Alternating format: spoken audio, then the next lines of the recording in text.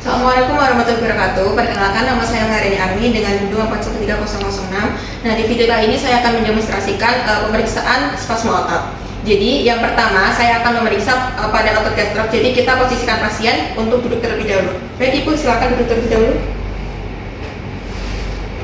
Nah, yang pertama kita bisa menginspeksi. Kita jadi bisa mengobservasi apakah ada bagian otot yang tampak menegang atau berkedut. Nah, lalu yang kedua ada tahap palpasi. Nah, tahap palpasi yang kedua ini kita meraba apakah ototnya terasa keras, tegang ataupun nyeri saat ditekan. Nah, biasanya yang merasa nyeri ataupun tegang itu biasanya menandakan adanya spasme otot. Nah, lalu yang ketiga kita bisa untuk bergerak aktif.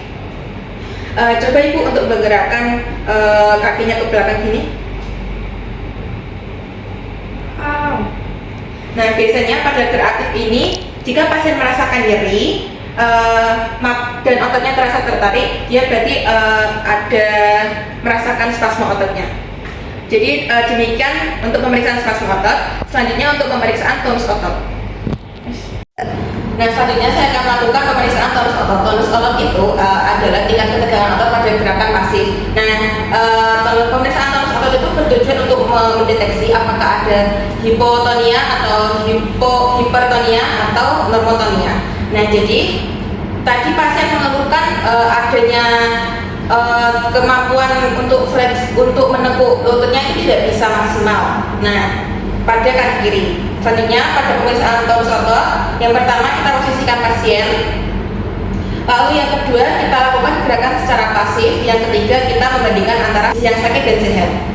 Nah, setelah itu saya akan menunjukkan pemeriksaan tonus otot menggunakan skala Ashworth. Jadi untuk nilai 0 seperti ini. Jadi normal, tidak ada peningkatan tonus otot. Jadi untuk gerakan fleksinya itu lancar, tidak ada hambatan. Lalu untuk nilai 1 seperti ini, sedikit peningkatan tonus otot, jadi dia ada sedikit tahanan di akhir gerakan. Lalu untuk nilai tonus otot plus 1 seperti ini, tonus otot lebih sedikit meningkat, jadi ada tahanan ringan sedikit di pertengahan. Lalu untuk nilai tonus otot 2 seperti ini, jadi tahanannya terasa lebih jelas. Lalu untuk nilai tonus otot 3 sedikit kemampuan untuk menekuknya itu sedikit seperti ini, tahanannya itu lebih kuat. Lalu untuk nilai otot 4, otot kaku tidak bisa digerakkan sama sekali seperti ini, jadi dia tidak mampu untuk kontraksi gerak sama sekali. Nah, tadi pasien mengeluhkan pada kaki kirinya. Saya bantu gerakan ya Ibu. Nanti kalau sakit bilang saja Bu. Nah, pasien mengalami ketegangan otot di posisi sedikit fleksi seperti ini. Jadi ini nilai tonus otot 3.